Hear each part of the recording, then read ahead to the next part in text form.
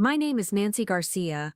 I'm 38 years old, and on Christmas morning, while my husband was unwrapping the Rolex I'd saved 8 months to buy him, he was texting my best friend about leaving me. I found the messages 3 hours later, when he left his phone on the kitchen counter while carving the turkey I'd spent 2 days preparing. The last text read, "Can't wait to start our new life together, babe. Just need to figure out the cleanest way to tell her." Before we jump back in, tell us where you're tuning from. And if this story touches you, make sure you're subscribed, because tomorrow I've saved something extra special for you. I stood there holding his phone. The sound of Mariah Carey's Christmas songs still playing from the living room speaker, wondering how long they'd been planning this behind my back. The Rolex box sat empty on the counter next to a half-eaten slice of the red velvet cake I'd made from scratch. Everything felt surreal, like I was watching someone else's life fall apart in slow motion. The morning had started like every Christmas for the past 12 years. I woke up at 5:30 to put the 20-pound turkey in the oven, the same way my grandmother taught me when I was 16. Marcus was still sleeping, sprawled across our king-sized bed in the house we'd bought together 5 years ago in Maple Heights, a quiet suburb outside Cleveland. I remember looking at him that morning, thinking how peaceful he looked. How lucky I was to have found someone who still made me smile after all these years. I'd been planning this Christmas for weeks. The menu was written in my neat handwriting on a notepad stuck to the refrigerator. Turkey with sage stuffing, honey-glazed ham, sweet potato casserole with the little marshmallows on top that Marcus loved, green bean casserole, mashed potatoes made with real butter and cream cheese, cranberry sauce from scratch, and 3 different pies, apple, pumpkin, and red velvet cake, because I could never choose just one dessert. Bethany was supposed to come over at 2 o'clock. She'd been my best friend since college. 20 years of friendship that had survived everything from bad breakups to career changes to my mother's cancer diagnosis 3 years ago. She was the maid of honor at my wedding, the first person I called when I got promoted to regional sales manager at the pharmaceutical company where I'd worked for the past 8 years. And the one who held my hand during every difficult moment of the last 2 decades. She was also the woman my husband was planning to run away with, but I'm getting ahead of myself. Let me back up to how this all started, because the betrayal didn't happen overnight. It had been building for months, maybe even longer, and I was too trusting, too busy, too focused on keeping everyone else happy to see the signs that were probably right in front of me the entire time. Marcus and I met in our mid-20s at a company retreat in Sandusky. He worked in IT for a manufacturing firm, and I was already climbing the ladder in pharmaceutical sales. He was funny, charming, and had this way of making me feel like I was the only person in the room when he talked to me. Our first date was at a little Italian restaurant downtown, and he ordered for both of us without asking, which should have been a red flag, but I found it confident and take charge back then. We moved in together after 8 months. Got engaged 2 years later, and married in a beautiful ceremony at the Botanical Gardens with 150 of our closest friends and family. Bethany planned my bachelorette party, helped me pick out my dress, and gave a toast at the reception that made everyone cry happy tears. She talked about finding your person, about how rare it is to find someone who compliments you perfectly, about how Marcus and I were proof that real love still existed. The irony of that speech wasn't lost on me, as I stood in my kitchen on Christmas morning, reading text messages that proved everything I thought I knew about my life was a lie. For the first few years of marriage, everything seemed perfect. We bought the house in Maple Heights because it was in a good school district, even though we weren't ready for kids yet. 4 bedrooms, 2.5 baths, a 2-car garage, and a backyard big enough for the vegetable garden I'd always wanted. The mortgage was steep, but between my sales commissions and Marcus's steady IT salary, we could handle it comfortably. I threw myself into making our house a home. I painted every room, researched furniture for months before making any purchases, planted flower beds, and hosted dinner parties for our friends and colleagues. Marcus seemed happy to let me take the lead on all the domestic decisions. He'd come home from work, eat whatever I'd cooked, watch television, and go to bed. It was comfortable, predictable, safe. Bethany was over constantly in those early years. She lived in a small apartment downtown and loved coming to our house to cook dinner, watch movies, or just hang out in the backyard during summer evenings. The three of us became an inseparable unit. Marcus would joke that he had 2 wives, and Bethany would laugh and say she got all the benefits of marriage without any of the legal complications. Looking back now, I can see how that dynamic slowly shifted over the years. Bethany started asking Marcus for help with things she used to handle herself. Her car needed maintenance. Could Marcus take a look? Her computer was acting up. Could Marcus fix it? She was thinking about buying a condo. Could Marcus help her look at places and negotiate with sellers? I encouraged it at first because I wanted the 2 most important people in my life to get along. When Bethany started joining us for weekend trips to Cedar Point or Put-in Bay, I thought it was wonderful that we could all be so close. When she started staying over on Friday nights after girls' nights out, sleeping in our guest room and making breakfast with us on Saturday mornings, I felt grateful to have a friend who fit so seamlessly into our life. The first time I noticed something that made me uncomfortable was about 2 years ago. We were at a barbecue at Marcus's coworker's house, and I came back from the bathroom to find Marcus and Bethany deep in conversation by the pool. They were standing closer than necessary, and when they saw me approaching, they immediately stepped apart and changed the subject. When I asked what they were talking about, Marcus said work stuff and Bethany said family drama, 2 completely different answers that neither of them seemed to note. I pushed the feeling down because I didn't want to be that wife, the suspicious, paranoid one who couldn't trust her husband with her best friend. I told myself I was being ridiculous, that 20 years of friendship and 12 years of marriage meant something, that these were the 2 people in the world I could trust completely. Last summer, Bethany started going through what she called a rough patch. She'd been dating a guy named Trevor for about 6 months, and when he broke up with her, she was devastated. She started coming over even more frequently, sometimes showing up unannounced with red eyes and a bottle of wine, needing to talk through her feelings about relationships and men, and what she wanted out of life. Marcus was incredibly supportive during this time. He'd listen to her vent about Trevor, offer advice about dating, and even helped her set up profiles on various dating apps. I was working longer hours because we were launching a new product line, so most of these conversations happened without me. I'd come home to find them on the couch, talking quietly, and they'd fill me in on whatever breakthrough Bethany had reached that day. It should have made me happy that Marcus was being such a good friend to Bethany during a difficult time. Instead, it made me feel left out of my own life. They had inside jokes I didn't understand,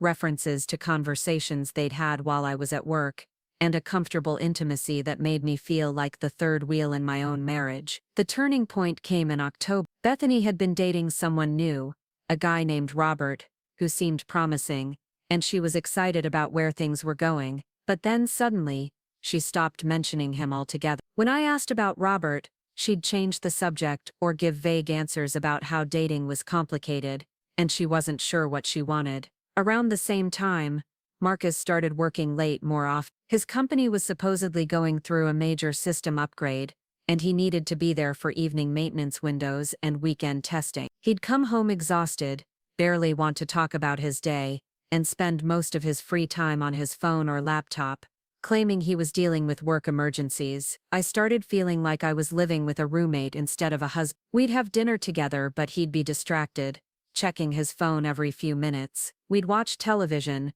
but he'd be texting someone throughout the entire show. When I asked who he was talking to, he'd say work colleagues or old friends, but he'd angle his phone away from me when he typed. Our physical relationship changed too. Marcus had never been the most romantic guy, but he'd always been affectionate and attentive. Suddenly, he seemed disinterested in intimacy, claiming he was too tired or stressed from work. When we did have sex, it felt mechanical, like he was going through the motions while thinking about something or someone else. I tried talking to him about it in November. I suggested we take a weekend trip together, just the 2 of us, to reconnect and spend some quality time away from work stress. He said he couldn't take time off during the system upgrade project, but maybe after the new year when things calmed down. I tried talking to Bethany about it too, thinking maybe she'd noticed changes in Marcus's behavior, or had insights about what might be bothering him. But every time I brought up concerns about my marriage,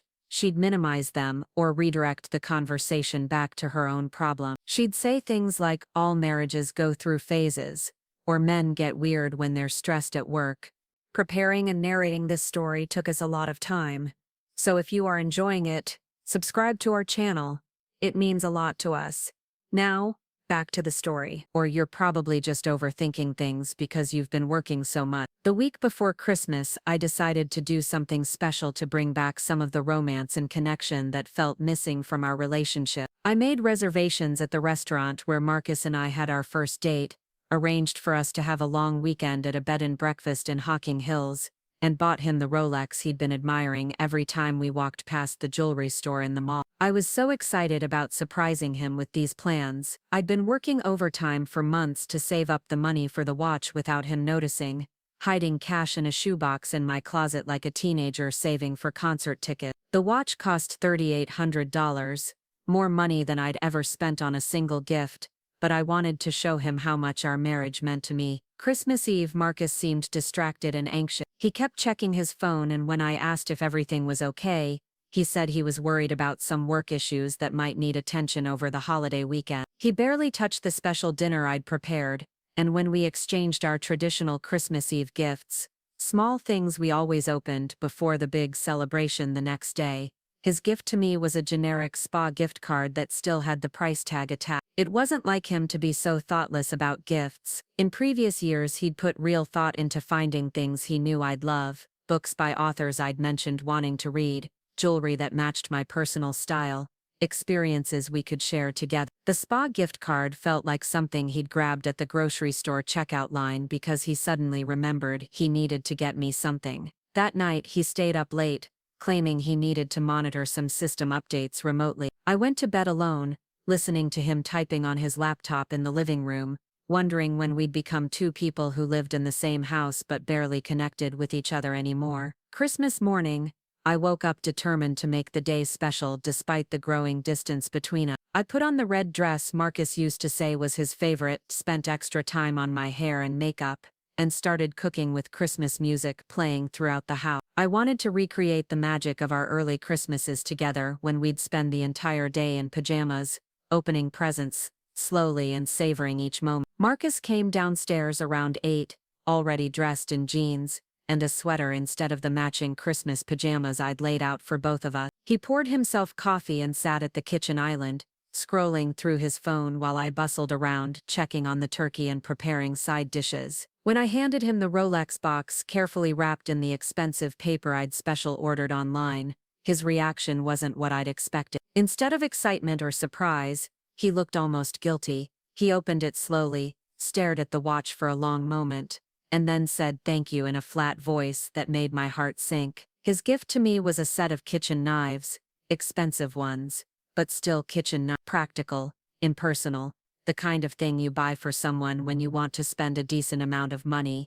but don't want to put any thought into what would actually make them happy. When I opened the box and saw the knives, I felt something crack inside my chest. I made coffee in the new French press my sister had given us, and we sat in the living room, exchanging gifts with forced cheerfulness. Marcus kept checking his phone between presents, apologizing and saying his boss might need him to log in remotely to check on the system upgrade. Around 10:30 he got up to carve the turkey, saying he wanted to get it ready early so we could eat whenever Bethany arrived. He left his phone on the kitchen counter next to the cutting board, and I was refilling our coffee cups when it buzzed with a text message. The screen lit up with a preview that made my blood run cold. The sender was listed as B, with a heart emoji, and the message read, "Missing you so much right now. Wish we didn't have to pretend anymore." My hands were shaking as I picked up the phone. I knew I shouldn't look, knew I was violating his privacy, but something in my gut told me I needed to see what was really going on. I scrolled up through their conversation,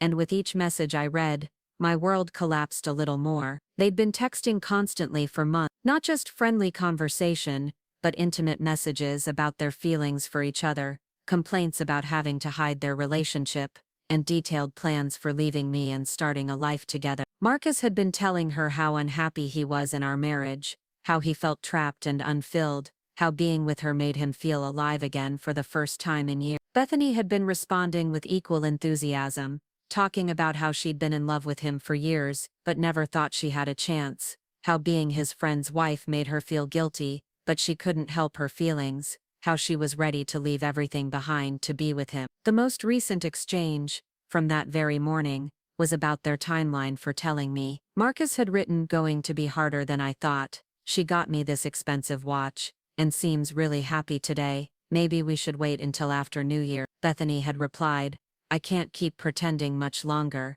Every time I look at her, I feel sick with guilt. We need to tell her soon." Then came Marcus's response, "Can't wait to start our new life together, babe. Just need to figure out the cleanest way to tell her." I stood in my kitchen, still wearing the red dress Marcus used to love, surrounded by the smell of the Christmas dinner I'd been preparing since dawn, holding proof that my marriage and my closest friendship were both elaborate lies. The Christmas music was still playing from the living room speaker, some cheerful song about joy and togetherness that felt like mockery. Marcus came back into the kitchen, wiping his hands on a dish towel, and found me standing there with his phone in my hand. For a moment we just stared at each other. I watched his face change as he realized what had happened, saw the exact moment he understood that his secret was out. "Nancy," he started, but I held up my hand to stop him. "How long?" I asked, surprised by how calm my voice sounded. He didn't try to deny it or make excuses. Maybe he was relieved that the pretending was finally over. "6 months,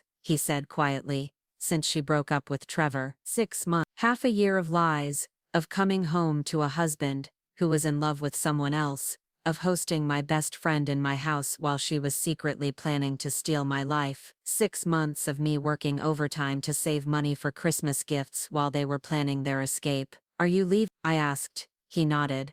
"After the holidays, we didn't want to ruin Christmas." I almost laughed at that. They didn't want to ruin Christmas, so instead they let me spend weeks planning a perfect holiday celebration for people who were plotting against me. They let me cook for days, buy expensive gifts, and arrange my entire schedule around making everyone else happy, while they counted down the minutes until they could stop pretending to care about me. "Is she still coming to dinner today?" I asked. Marcus looked uncomfortable. "She thought it might be awkward now that you know." Of course she did. Of course Bethany, who had been planning to destroy my marriage for months, was worried about things being awkward. I wondered if she was sitting in her apartment right now, waiting for Marcus to text her with updates about how I was handling the news of their betrayal. I set his phone down on the counter next to the empty Rolex box, and looked around my kitchen. The turkey was perfectly golden, the side dishes were ready to be reheated, and the dining room table was set with my grandmother's china, and the good silverware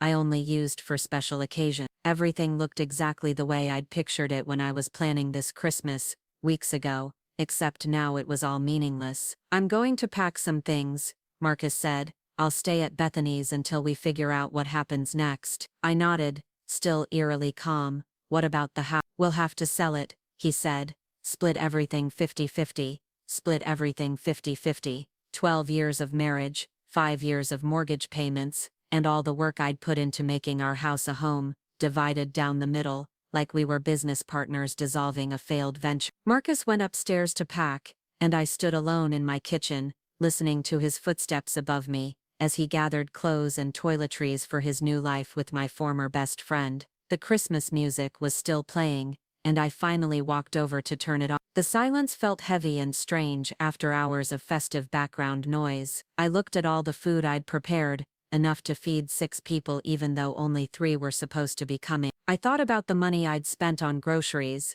the hours I'd invested in cooking, the careful planning that had gone into making this day special. All of it was wasted now, just like the last 12 years of my marriage. But as I stood there in the quiet kitchen, surrounded by evidence of my shattered life, something shifted inside me. The calm I'd been feeling started to transform into something else, something harder and more focused. Marcus and Bethany thought they could just walk away from the wreckage they'd created, start fresh together while leaving me to clean up the mess they'd made of my life. They were wrong about that. I'd spent 12 years being the accommodating wife, the supportive friend, the person who always put everyone else's needs before her own. I'd worked overtime to pay for Christmas gifts for people who were lying to me. I'd cooked elaborate meals for people who were counting down the days until they could leave me behind. I'd been so focused on making everyone else happy that I'd ignored the signs that my own life was falling apart. But I wasn't going to be that person anymore. Marcus came downstairs with a suitcase and a duffel bag,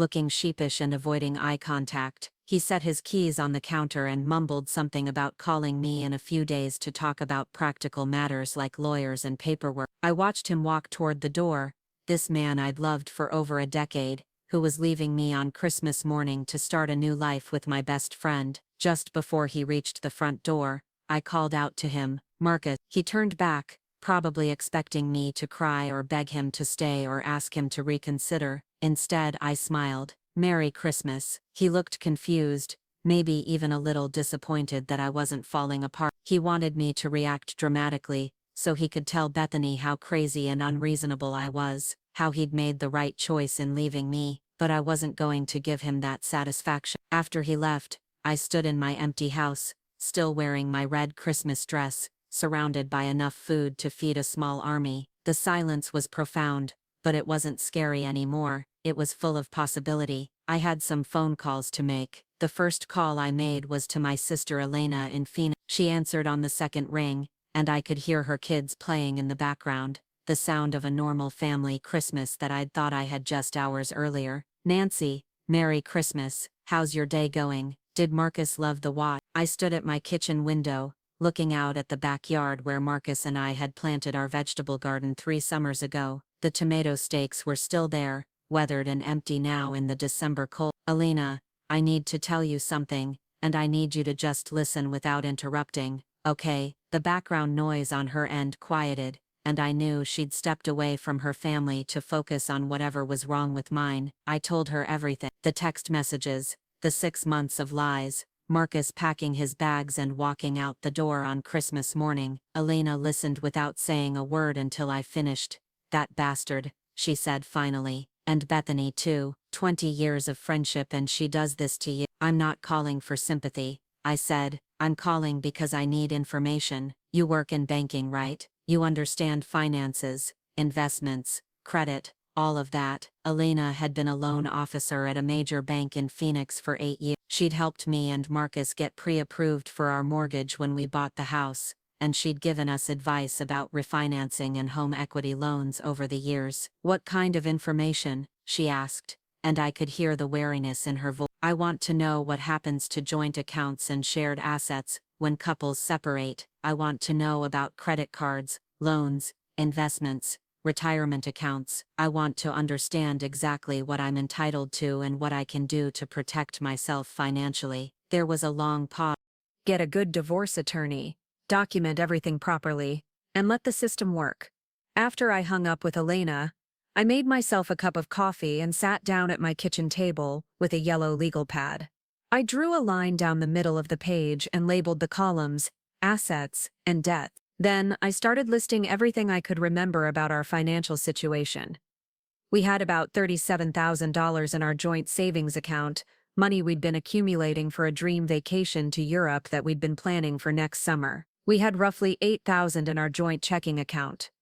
Marcus had a 401k through his job worth maybe $60,000, and I had a 403b through my company worth about $45,000. The house was worth approximately $280,000, according to the recent property assessment, and we owed about $190,000 on the mortgage. We had 2 car loans, mine with about $12,000 left, and Marcus's with about $18,000. We had 1 joint credit card with a limit of $15,000 and a current balance of about $3,000. Looking at the numbers on paper, I realized that we were actually in pretty good financial shape for a couple in our late 30s. We had equity in our home, decent retirement savings, and manageable debt. If we divorced and split everything 50-50, I'd be okay financially, especially with my sales job and the commission income I earned. But that wasn't the point anymore. The point was that Marcus and Bethany had spent months planning to destroy my life, and I wasn't going to make it easy for them to walk away unscathed. I opened my laptop and logged into our online banking. Elena was right about moving quickly to protect myself. I transferred $18,000 from our joint savings account into a new savings account I opened at a different bank. I transferred $4,000 from our joint checking into a new checking account. I wasn't taking more than my fair share, just protecting my half from being drained by someone who was no longer acting in our mutual best interest. I called my HR department and changed my direct deposit information so my next paycheck would go into my new account instead of the joint one. I called our joint credit card company and removed Marcus as an authorized user, then requested that they lower the credit limit to prevent any surprise charges. While I was on the phone with the credit card company, I asked them to send me statements for the past year. I wanted to see exactly what Marcus had been spending money on during his 6-month affair with Bethany.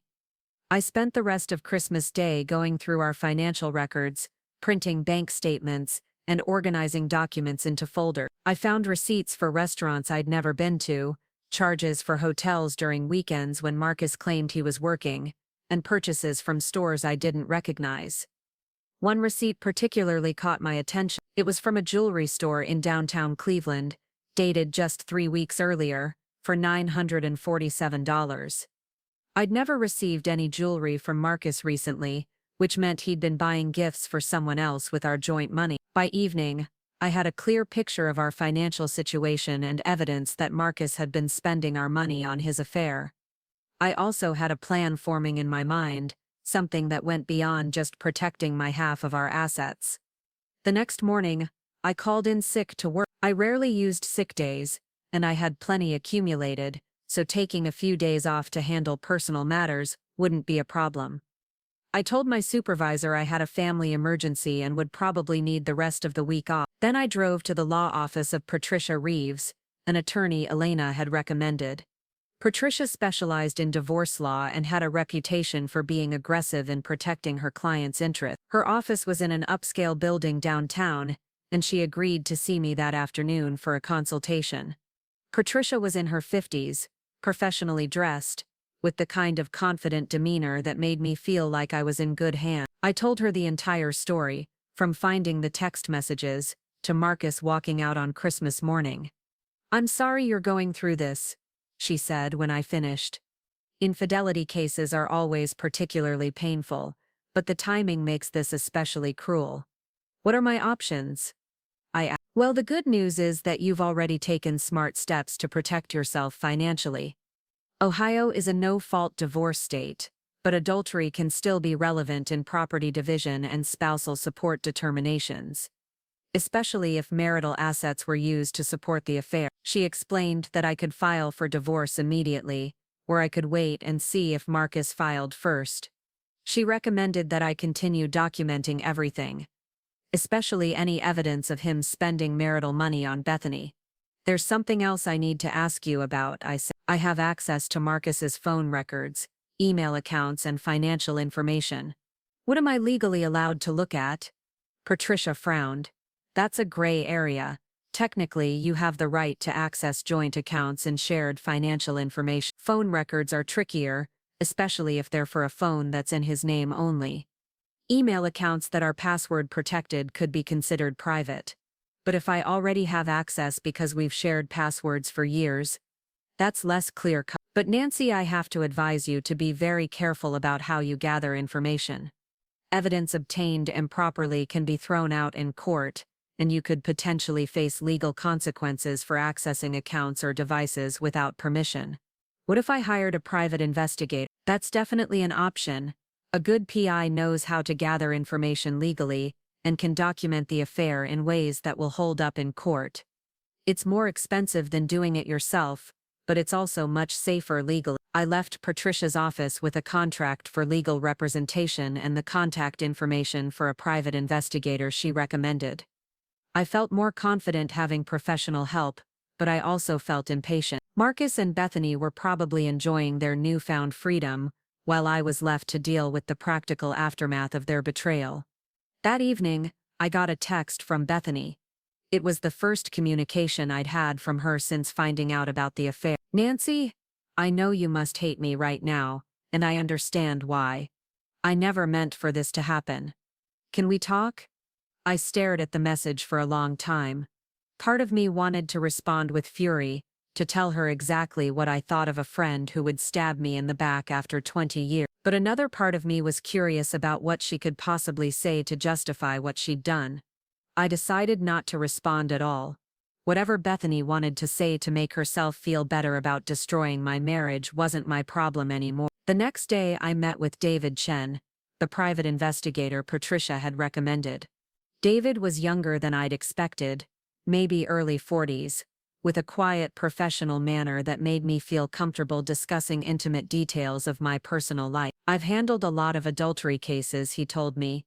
"The good news is that people having affairs tend to be careless about covering their tracks, especially after they think they've been caught." I hired David to document Marcus and Bethany's relationship, track their activities, and gather evidence of any marital funds being used to support their affair. He explained that his investigation would probably take several weeks, but he could provide me with regular updates on what he discovered.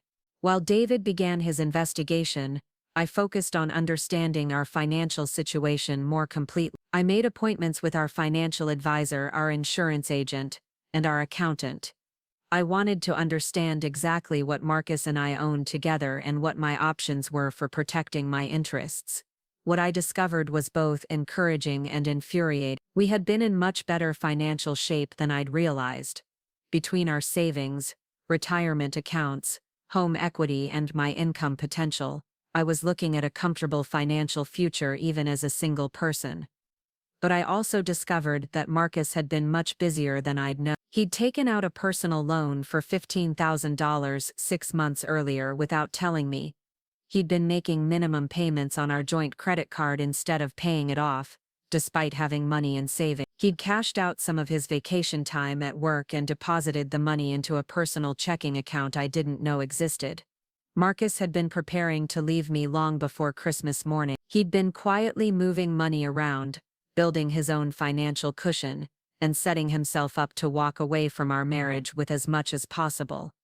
The more I learned about his financial maneuvering, the angrier I became. Marcus hadn't just fallen in love with someone else. He'd been systematically planning to leave me in the worst possible position while maximizing his own benefit. But if Marcus thought he was the only one who could play financial games, he was about to learn otherwise. I spent the next week studying our finances with the intensity I usually reserved for product launches at work. I learned about Ohio divorce law, property division, spousal support, and debt allocation. I researched Marcus's employer benefits, his retirement plan, and his stock option. Most importantly, I started understanding the timing of everything that had happened. Marcus and Bethany's affair had started 6 months ago, right around the time Marcus took out that personal loan and started moving money around. They'd been planning this exit strategy from the beginning of their relationship. That's when I realized that Marcus hadn't just betrayed me emotionally. He'd been committing financial fraud against our marriage, using joint resources to fund his affair while secretly preparing for a divorce that would leave me with as little as possible. I wasn't going to let that happen. On New Year's Eve, exactly 1 week after Marcus had walked out, I got a call from David Chen with his first report. "I've got some interesting information for you," he said.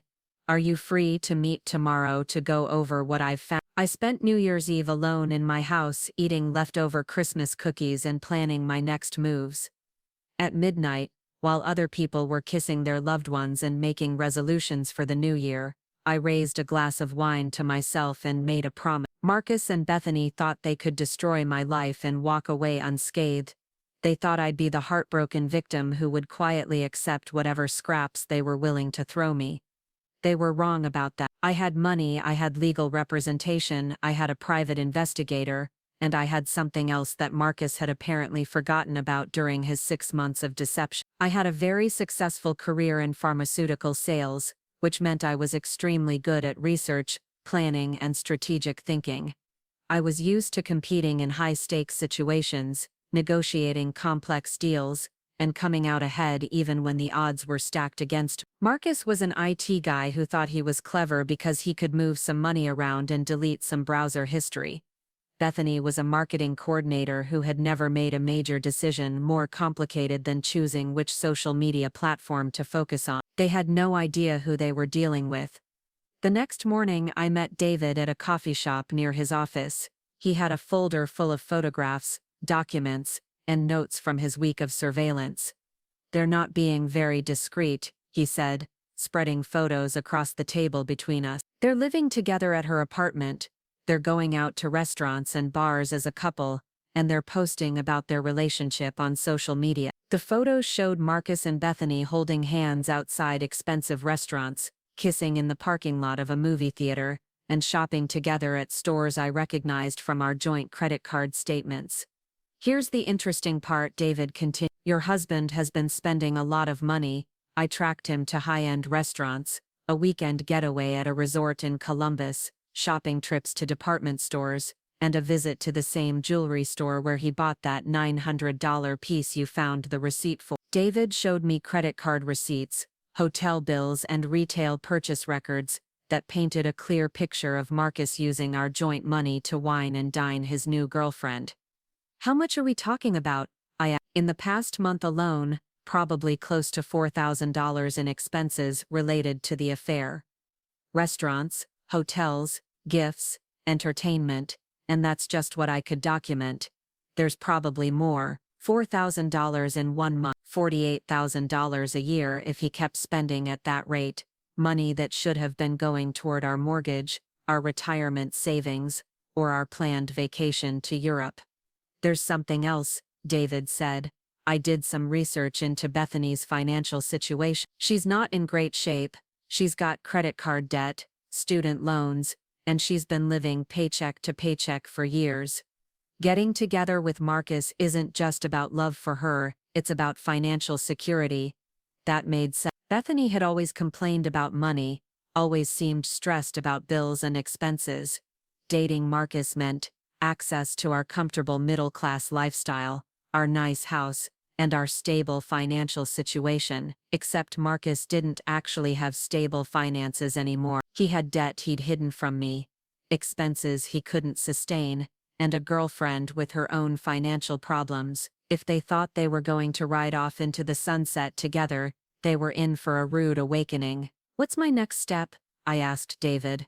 Keep documenting everything. I'll continue surveillance for another week or two, gather more evidence of them spending marital money on their relationship. Meanwhile, you should work with your attorney to figure out the best timing for filing divorce papers. I thanked David and drove home with the folder of evidence, feeling like I finally had the upper hand for the first time since Christmas morning. That afternoon, I called Patricia Reeves to update her on David's findings and discuss strategy. This is exactly the kind of evidence we need, she said after I described the documentation of Marcus spending marital money on his affair. We can argue that he's been dissipating marital assets to support his adultery, which means the court should consider that when dividing property. What does that mean in practical terms? It means instead of splitting everything 50-50, you could end up with a larger share of the marital assets to compensate for what he squandered on his affair. The exact amount would depend on how much he spent, and how the judge views his conduct. How much larger share are we talking about? It's hard to say without knowing the total amount he spent, but it could be significant. If he spent $20,000 or $30,000 of marital money on his affair, you could potentially recover that amount, plus additional compensation for his breach of fiduciary duty to the marriage. Breach of fiduciary duty. I liked the sound of that. Marcus hadn't just cheated on me emotionally. He'd violated his legal obligation to manage our joint finances in good faith. There's something else I want to explore, I told Patricia. Marcus took out a personal loan 6 months ago without telling me. He's been moving money around, creating separate accounts, basically preparing for this divorce while I was completely in the dark. Is that legal? It's complicated. Spouses are generally allowed to manage marital finances, but if he was doing it secretly in preparation for divorce, and especially if he was trying to hide assets or gain an unfair advantage, that could be considered fraud. What would I need to prove that? Documentation showing when he took out the loan, where the money went, when he opened new accounts, what his spending patterns were. The timing is important. If all of this financial maneuvering coincided with the beginning of his affair, it suggests a pattern of deceptive behavior. I spent the rest of the afternoon organizing all the financial documents I'd gathered, creating a timeline of Marcus's suspicious financial activities, and preparing a detailed report for Patricia. The picture that emerged was damning. Marcus had started moving money around, taking out loans, and changing his financial behavior at exactly the same time his affair with Bethany began. He'd been planning his exit strategy from our marriage while I was working overtime to save money for Christmas gifts. But I was done being the naive wife who trusted everyone and looked out for everyone else's interests before my own. Marcus and Bethany wanted to start a new life together using money they'd stolen from our marriage. They thought they could just walk away from the wreckage they'd created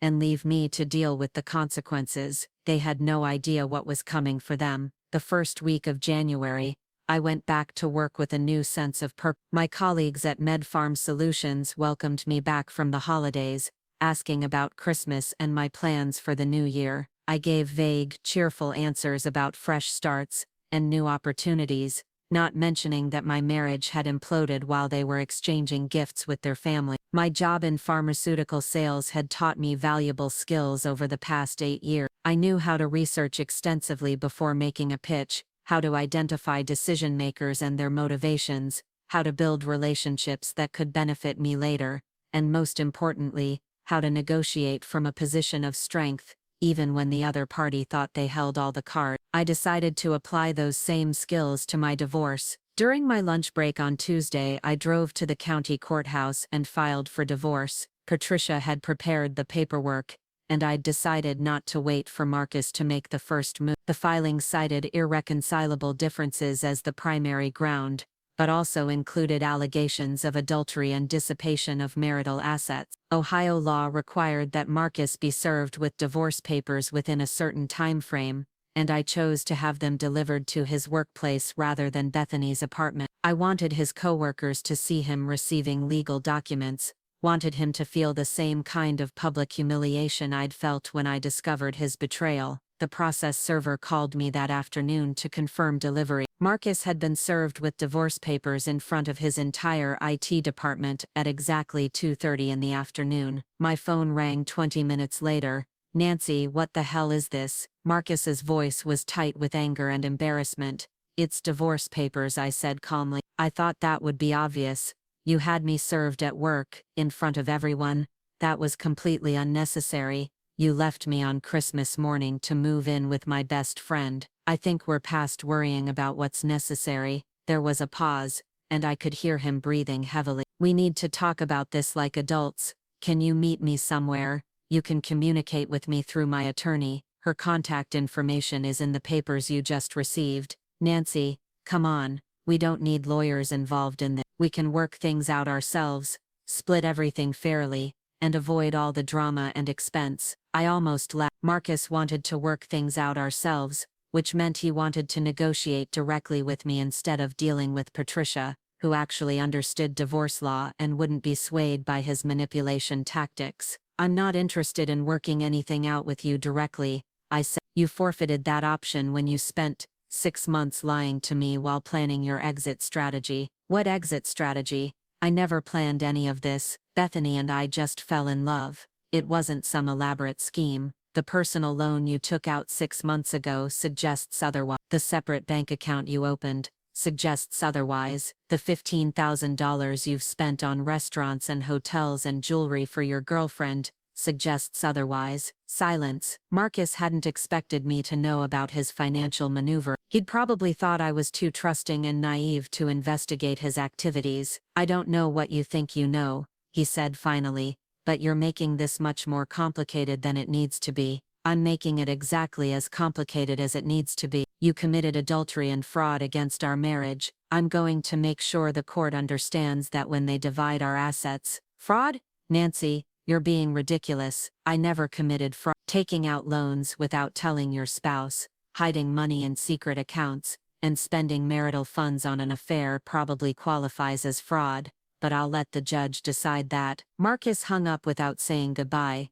10 minutes later, Bethany called. I almost didn't answer, but curiosity got the better of me. "Nancy, please don't hang up. I need to talk to you. I can't imagine what you could possibly have to say to me. I know you're hurt, and I know you're angry, but the way you're handling this is going to hurt everyone, including yourself. Marcus is devastated that you had him served at work." Marcus is devastated. That's rich, coming from the woman who helped him plan this betrayal for 6 months. "It wasn't planned. Neither of us meant for this to happen. We tried to fight our feelings, but sometimes love just happens. Love doesn't just happen, Bethany. You made a choice to pursue a married man. You made a choice to lie to me for months. You made a choice to destroy a 20-year friendship for a relationship that probably won't last 6 months. That's not fair. You don't know anything about our relationship. I know that Marcus has already been married once before, and he left his first wife for someone else too. I know that he's been spending our money on you while lying to me about working late. I know that you're broke,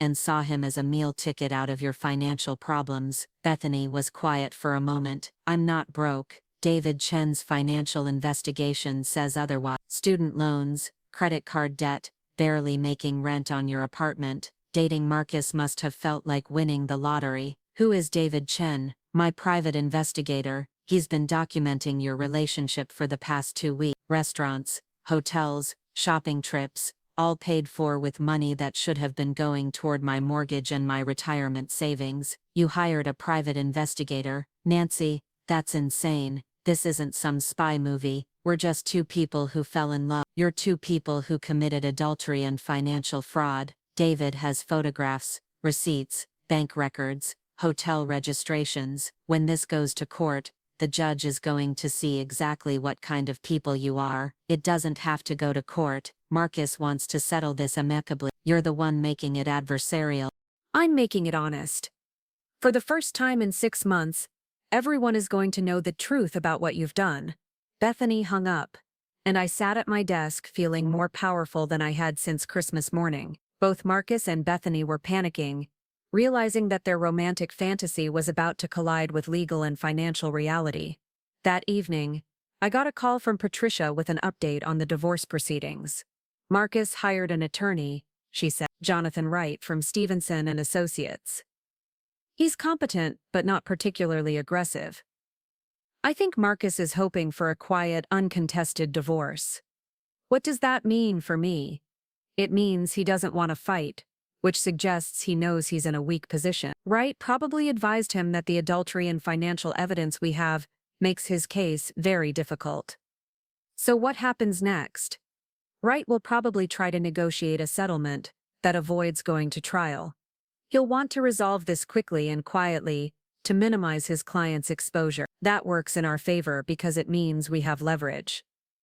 Patricia explained that we could probably reach a settlement that would give me significantly more than half of our marital assets, especially if Marcus wanted to avoid having his affair and financial misconduct exposed in a public trial. How much more are we talking about?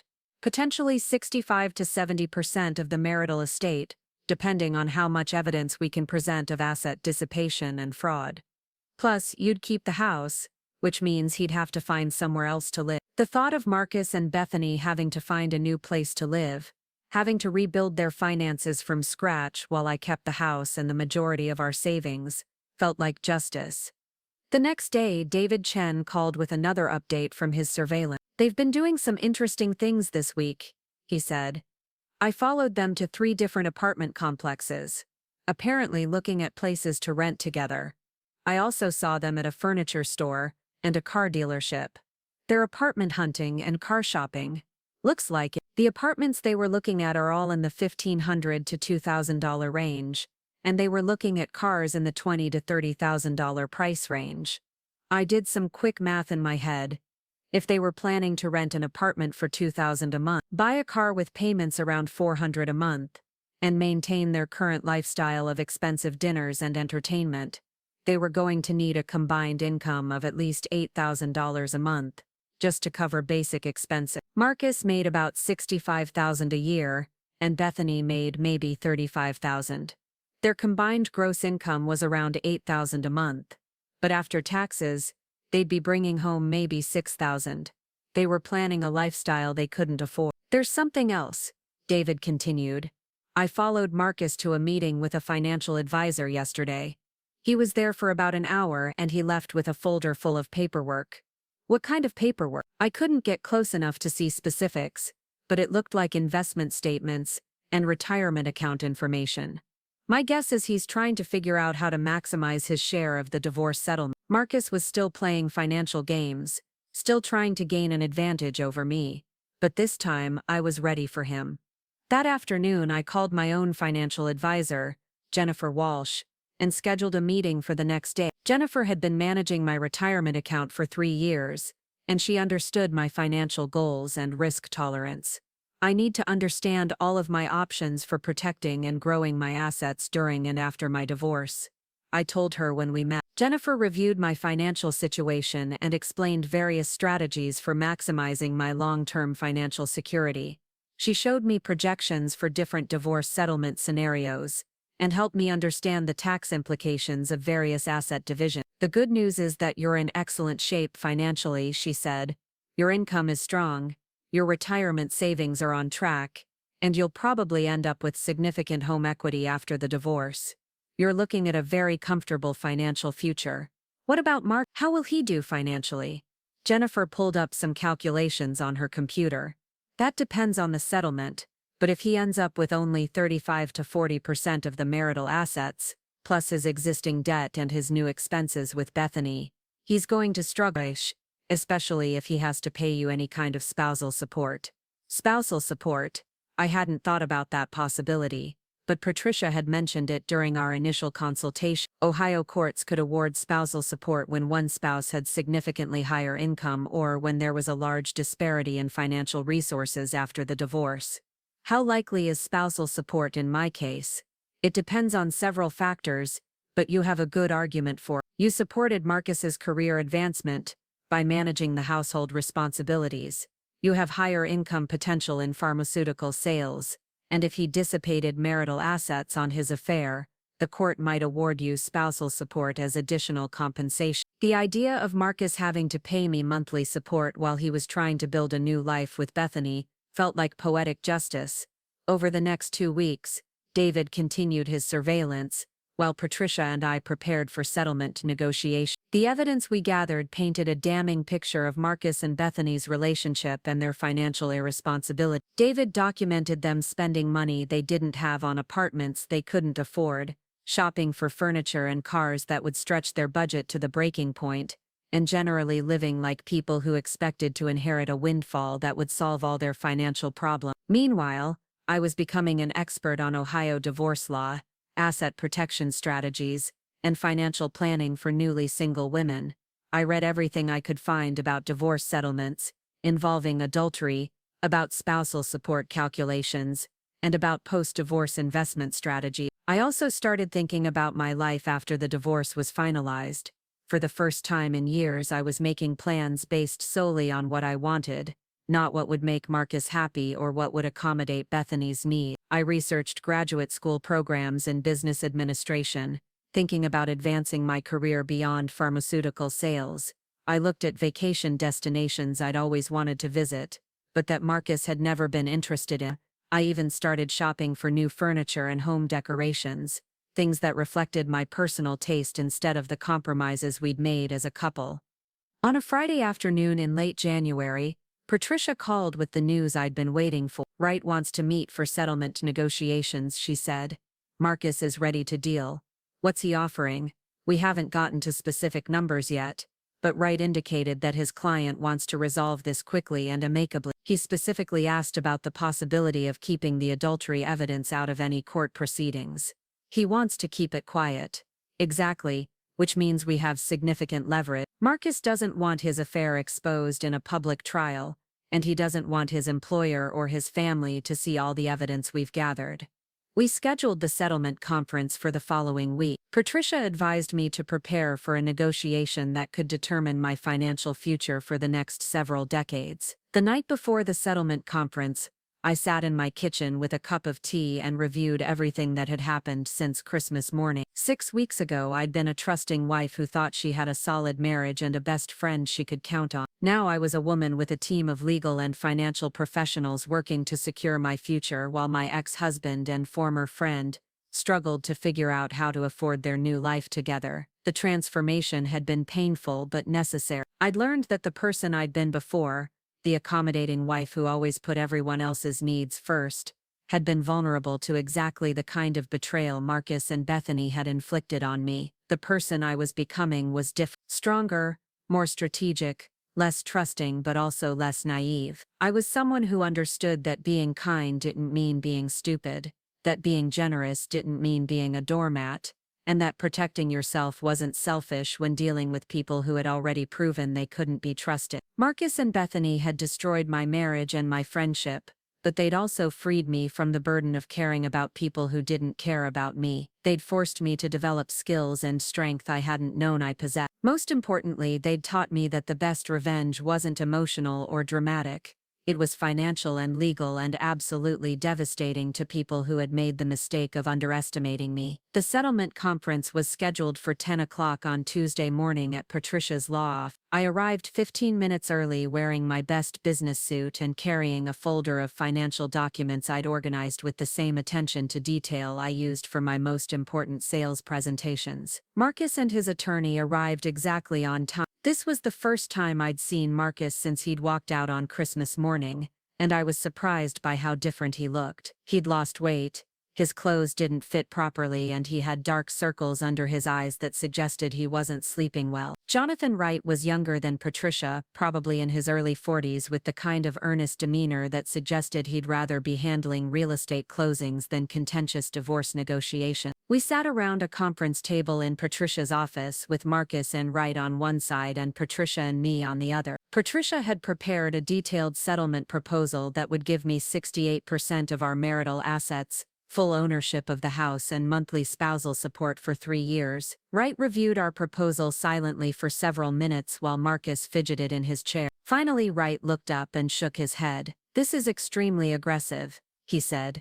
"You're asking for significantly more than half of the marital estate. We're asking for compensation for the marital assets your client dissipated on his affair," Patricia replied calmly. "We have documentation showing that he spent approximately $27,000 of marital money on his relationship with Bethany Garcia over the past 8 months. Wright turned to Marcus, who looked uncomfortable. "Is that accurate?" Marcus mumbled something about the number being inflated, but he didn't deny the basic allegation. Patricia opened her folder and spread photographs across the table. Pictures of Marcus and Bethany at expensive restaurants, receipts for hotel rooms and jewelry purchases, bank statements showing suspicious expenditure. "Your client took out a personal loan without informing his spouse, opened secret bank accounts, and systematically prepared for divorce while lying to my client about the state of their marriage," Patricia continued. "He violated his fiduciary duty to the marital estate and used joint funds to support his adultery." Wright studied the documents and photographs, occasionally whispering to Marcus. After about 10 minutes, he asked for a private consultation with his client. Patricia and I waited in her office while Marcus and Wright went into a conference room down the hall. Through the glass walls, I could see Marcus gesturing emphatically and Wright taking notes. "How do you think it's going?"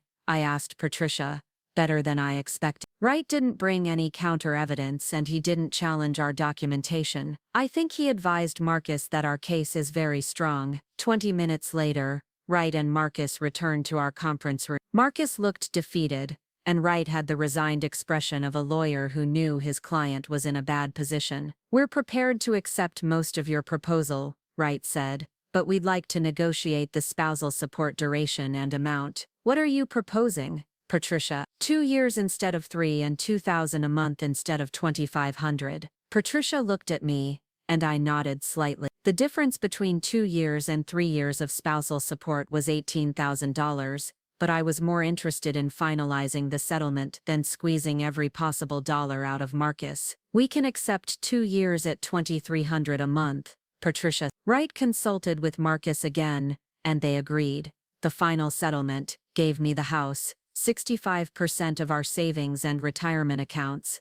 my car with the loan paid off, and $2,300 a month in spousal support for 2 years. Marcus kept his car and his debt, received 35% of our financial assets, and took responsibility for the secret personal loan he'd taken out. Most importantly, the settlement included a confidentiality clause that prevented either of us from discussing the details publicly, but it didn't prevent me from sharing the general fact that Marcus had committed adultery and financial misconduct. After everyone signed the paperwork, Marcus and Wright left quickly. Patricia and I sat in her office reviewing the final documents. "You should be very proud of yourself," Patricia said. This is one of the most favorable settlements I've seen in a case like this. What happens now? The court has to approve the settlement, but that's usually just a formality. You should be officially divorced within 60 days, and Marcus will need to start making spousal support payments immediately. I drove home feeling lighter than I had in months. The house was quiet when I walked in, but it felt peaceful rather than lonely. It was my house now, fully and completely, and I could do whatever I wanted with it. That evening I called Elena to update her on the settlement. 65%? Nancy, that's incredible. And spousal support on top of that. Marcus made some very expensive mistakes, I said. His affair with Bethany is going to cost him about $150,000 when you add up the asset division, the spousal support and the legal fees. What about Bethany? How is she handling all this? I'd been wondering the same thing. David had stopped surveillance after the settlement negotiations began, so I didn't have current information about what Marcus and Bethany were doing. I'm not sure, but Marcus is going to be in a much different financial position than she expected when she decided to steal someone else's husband. The next day I got a text from Michelle, one of our mutual friends who'd been trying to stay neutral during the divorce. Heard through the grapevine that you and Marcus reached a settlement. Hope you're doing okay. I called Michelle instead of texting back. We'd been casual friends for years, but I'd always liked her straightforward personality. I'm doing better than okay, I told her. The settlement was very favorable. I have to ask and you don't have to answer, but what really happened? Marcus has been telling people that you two just grew apart, but Bethany moved in with him awfully quickly. Marcus and Bethany were having an affair for months before he left me. I found out on Christmas morning when I saw text messages on his phone. Michelle was quiet for a moment. Christmas morning? That's awful, Nancy. I'm so sorry. It was awful, but it also opened my eyes to who they really are. The divorce settlement reflected that. Good for you. I always thought you were too good for Marcus anyway. After I hung up with Michelle, I realized that I wasn't angry anymore. The rage and hurt that had consumed me for weeks had been replaced by something else. Not happiness exactly, but satisfaction. The satisfaction of knowing that I'd handled an impossible situation with intelligence and strength, that I'd protected myself financially and legally, and that I'd turned Marcus and Bethany's betrayal into my advantage. They'd tried to destroy my life, and instead they'd given me the motivation to build a better one. 2 weeks later I got an unexpected phone call from David Chen. I know our contract is finished, he said, but I thought you'd want to know something I observed yesterday. What's that? I was downtown on another case and saw Marcus and Bethany at a coffee shop. They were having what looked like a very heated argument. Lots of pointing and raised voices. Trouble in paradise? Seemed like. I couldn't hear what they were saying, but Bethany looked like she was crying when she left. I wasn't surprised. The financial reality of their situation was probably setting in. Marcus's income was about to be reduced by $2,300 a month for the next 2 years. They were going to have to find a cheaper apartment,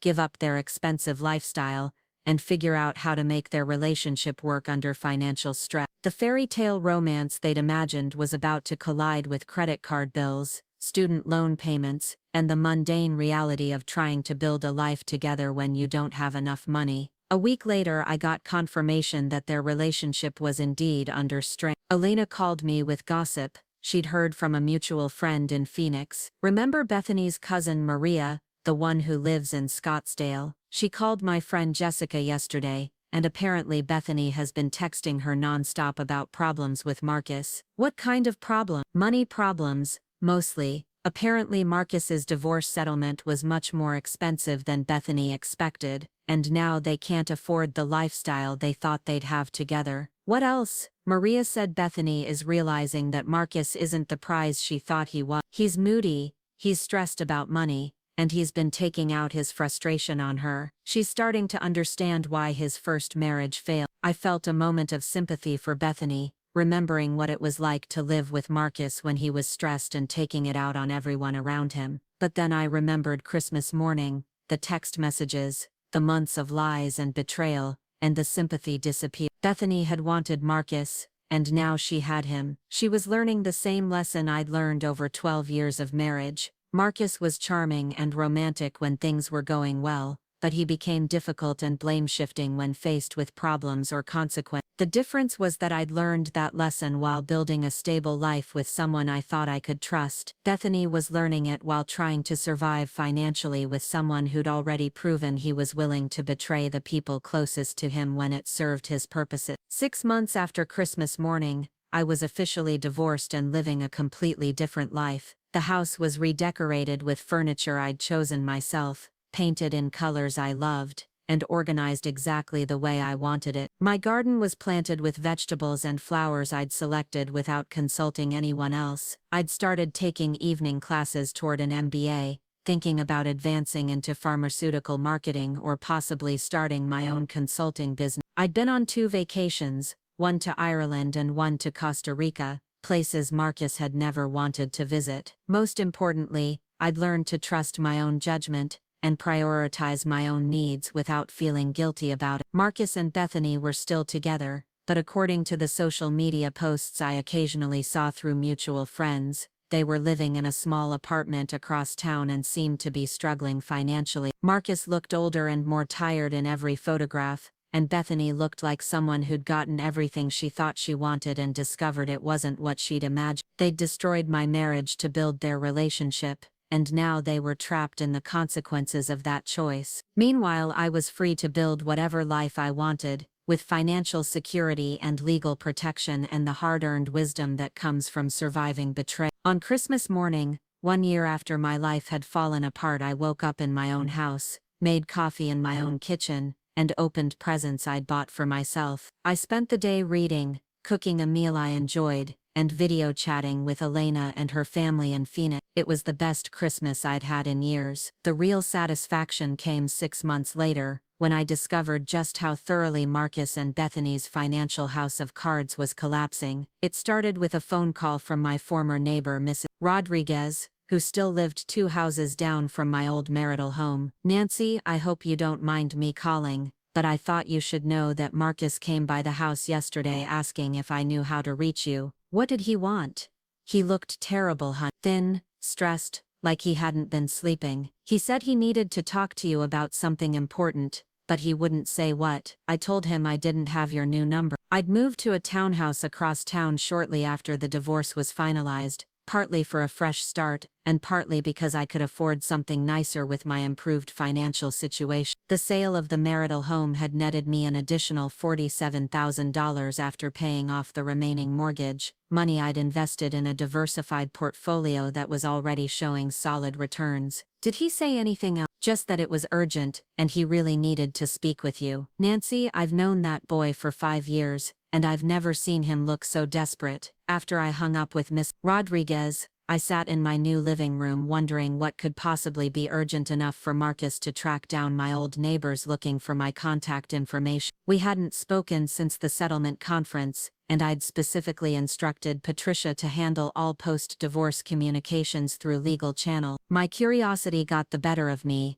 and I called David Chen to see if he could do some quick research into Marcus and Bethany's current situation. "I can make some calls," David said. "Give me 24 hours and I'll see what I can find out." The next evening, David called back with information that explained Marcus's desperation. "It's worse than I expected," he said. "Marcus lost his job 3 weeks ago. His company went through layoffs, and he was one of about 30 people who got terminated. From what I can gather, he's been looking for work but hasn't found anything yet." "What about unemployment benefits?" "He's getting some unemployment, but it's only about $400 a week. With the spousal support payments to you, his car payment, and his share of rent with Bethany, he's probably running a deficit of about $1,500 a month." I did some quick calculation. If Marcus was spending $1,500 more than he was bringing in every month, he'd burn through his remaining savings in about 4 months. After that, he'd either need to find a job quickly, or start defaulting on his obligations. "There's more," David continued. "Bethany got fired from her marketing job 2 months ago. Apparently there was some kind of incident with a client that resulted in her termination. So neither of them is working. Bethany is working part-time at a retail store, making maybe $1,200 a month. Between the two of them, they're bringing in about $3,200 a month, and spending at least $4,500 on basic expenses, not including the spousal support Marcus owes you. The financial picture was catastrophic. Marcus and Bethany were hemorrhaging money with no realistic plan for stopping the bleeding. Even if one of them found full-time employment immediately, they'd still be struggling to meet their basic obligations. What about their apartment? They moved out of the nice place they were renting and into a much cheaper apartment in a rougher part of town. But even with the reduced rent, they're still spending more than they're making. I felt a complex mixture of satisfaction and genuine surprise at how quickly their situation had deteriorated. I'd expected them to struggle financially, but I hadn't anticipated a complete economic collapse within a year of their relationship beginning. David, can you find out if Marcus is still making his spousal support payments? I can check with the court records. Give me a day or two. 2 days later, David confirmed what I'd suspected. Marcus had missed his last 2 spousal support payments, totaling $4,600. Under the terms of our divorce settlement, failure to make support payments could result in wage garnishment, asset seizure, and potential jail time for contempt of court. I called Patricia to discuss my options. You can file a motion for contempt immediately, she said. The court takes spousal support violations very seriously, especially when there's a pattern of non-payment. What would happen if I filed the motion? The court would order Marcus to appear and explain why he's not making payment. If he doesn't have a good reason, the judge could order wage garnishment, asset seizure, or even jail time until he catches up on the missed payments. And if he doesn't have wages to garnish or assets to seize, then he goes to jail until he figures out how to pay what he owes. The thought of Marcus sitting in jail because he couldn't afford the spousal support payments his affair had cost him felt like cosmic justice.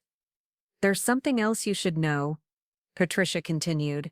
If Marcus files for bankruptcy, he still can't discharge spousal support obligations. That debt follows him no matter what other financial relief he seeks.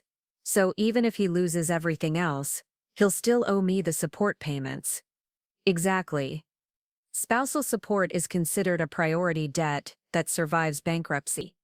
He'll be legally obligated to pay you until the 2-year term expires, regardless of his other financial problems. I asked Patricia to file the contempt motion immediately. I wasn't being vindictive. I was protecting my legal rights and ensuring that Marcus faced consequences for violating a court order. The motion was filed on a Friday afternoon, and Marcus was served with papers ordering him to appear in court the following Wednesday to explain his failure to make support payments. On Tuesday, the day before the court hearing, my phone rang with a number I didn't recognize. Nancy, please don't hang up. This is Marcus. I almost did hang up. But curiosity kept me on the line. What do you want, Marcus? I need to talk to you about the support payments. I know I'm behind, and I know you filed a contempt motion.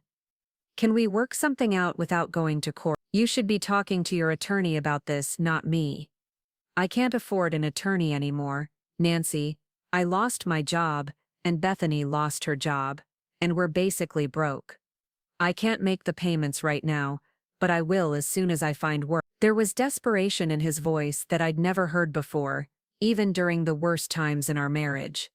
Marcus had always been confident about his ability to land on his feet, but he sounded genuinely scared. That's not my problem.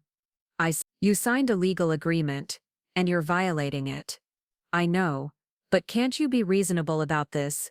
I'm not trying to cheat you, I just need some time to get back on my feet. You should have thought about that before you spent $27,000 of our money on your affair with Bethany. Nancy, please. If you send me to jail, I'll never be able to catch up on the payments. I need to be out here looking for work. You've had 3 weeks since you lost your job to find new employment. What have you been doing with your time? There was a long pause. It's harder than I thought it would be.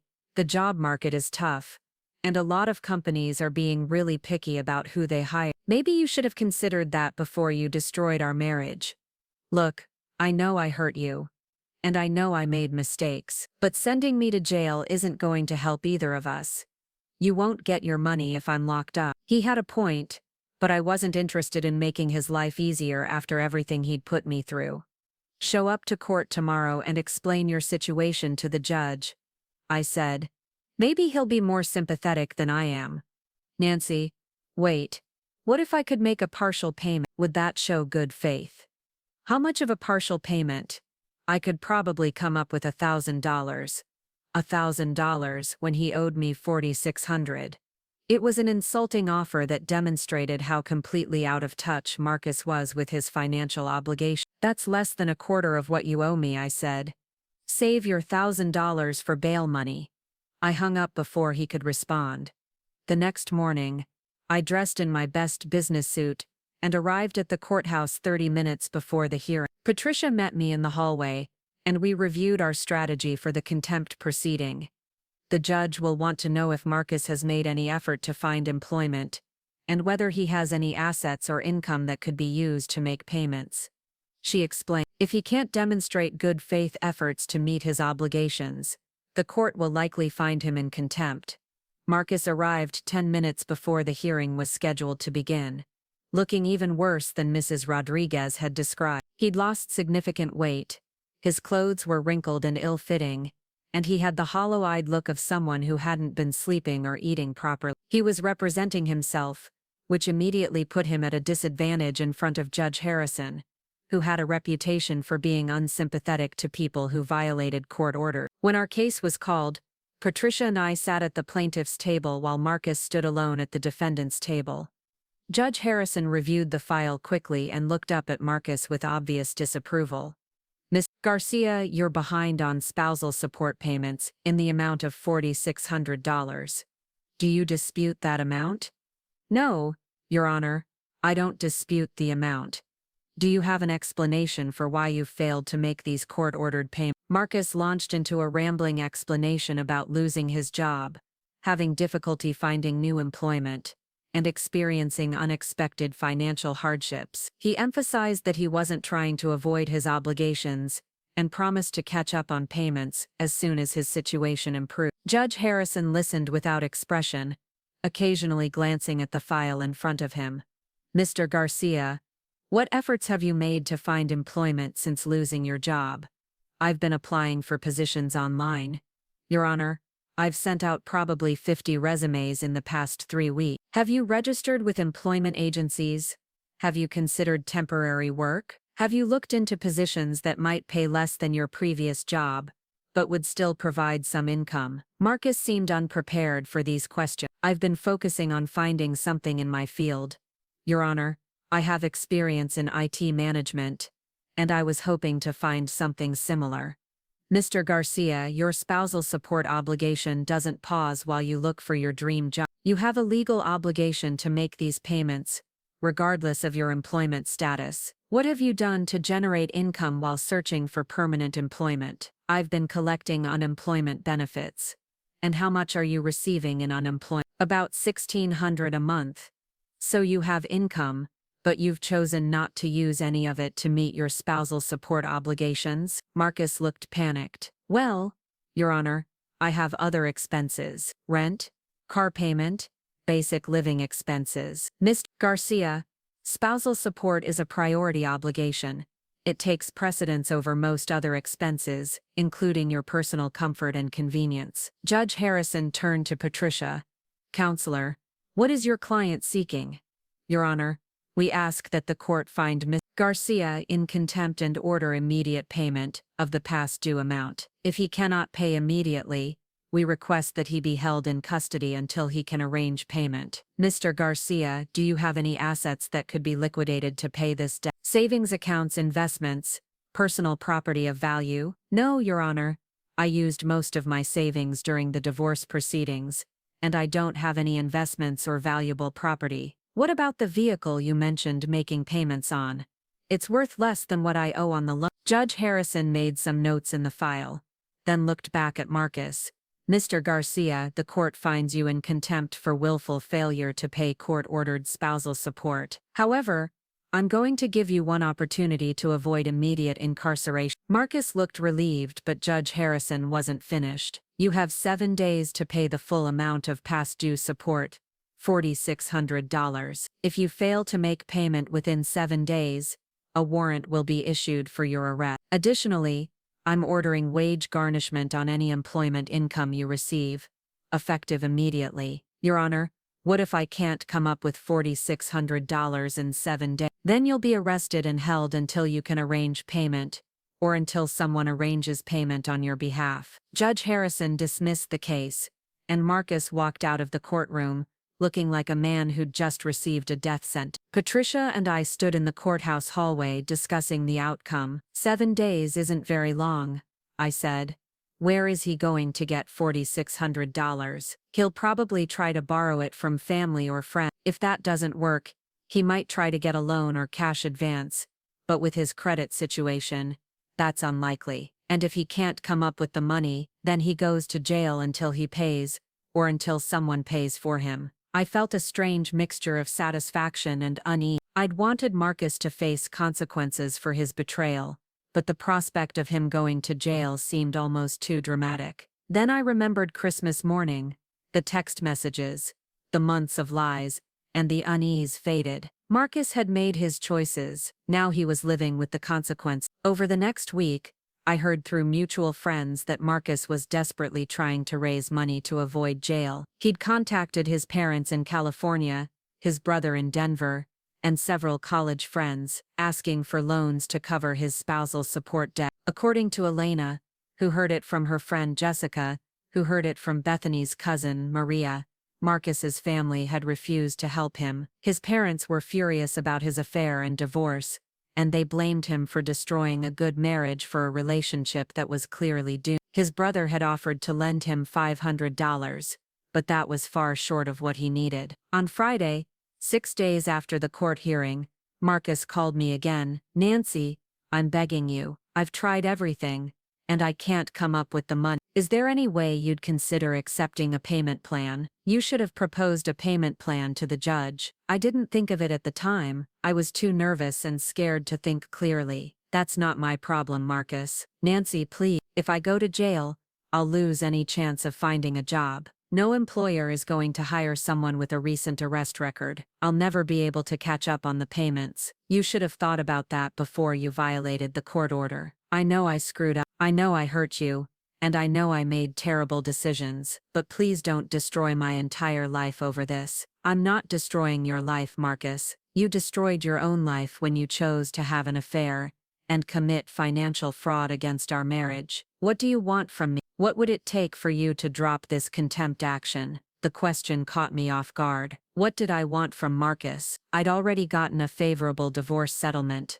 I'd proven that his betrayal had consequences, and I'd rebuilt my life successfully. Sending him to jail wouldn't get me any additional money, and it wouldn't undo the pain he'd caused me, but it would send a message that actions have consequences, that people who betray and steal from others don't get to just walk away when things get difficult. I want you to face the consequences of your choices, I said finally. You signed a legal agreement, and you violated it. The court gave you a deadline, and you can't meet it. That's not my fault, and it's not my responsibility to fix. Nancy, I'm going to end up homeless. Bethany and I can't afford our apartment without my unemployment income, and if I'm in jail, the unemployment stops. Maybe you should have considered that before you destroyed our marriage. Please, I'm begging you.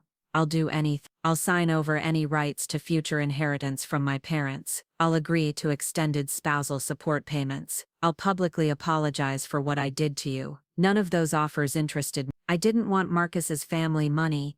I didn't want extended payments from someone who couldn't afford current payments, and I certainly didn't want a public apology that would only draw attention to my personal business. The deadline is Monday morning, I said. Figure it out. Monday morning came and went without any communication from Marcus. Patricia called me that afternoon to let me know that the arrest warrant had been issued, and that Marcus would be taken into custody as soon as police located him. On Tuesday, Elena called with an update. Marcus got arrested yesterday evening, she said.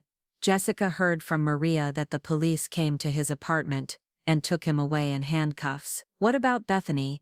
Maria said. She was hysterical. Apparently she had no idea how serious the situation was until she saw him getting arrested. I felt a moment of sympathy for Bethany, remembering what it was like to be married to Marcus when he made bad decisions, and left other people to deal with the consequences. But then I remembered that Bethany had chosen to destroy a 20-year friendship and participate in breaking up my marriage. She'd made her bed, and now she was lying in it. How long will he be in jail? Until someone pays the $4,600, or until he can arrange payment himself? And what happens to Bethany? From what Maria said, she can't afford the apartment by herself. She'll probably have to move back in with her parents or find a roommate. The thought of Bethany, who had once enjoyed expensive dinners and weekend getaways funded by my marriage, having to move back in with her parents because she couldn't afford to live independently, felt like justice. Over the next 2 weeks, I heard regular updates about Marcus's situation through the network of mutual friends and acquaintances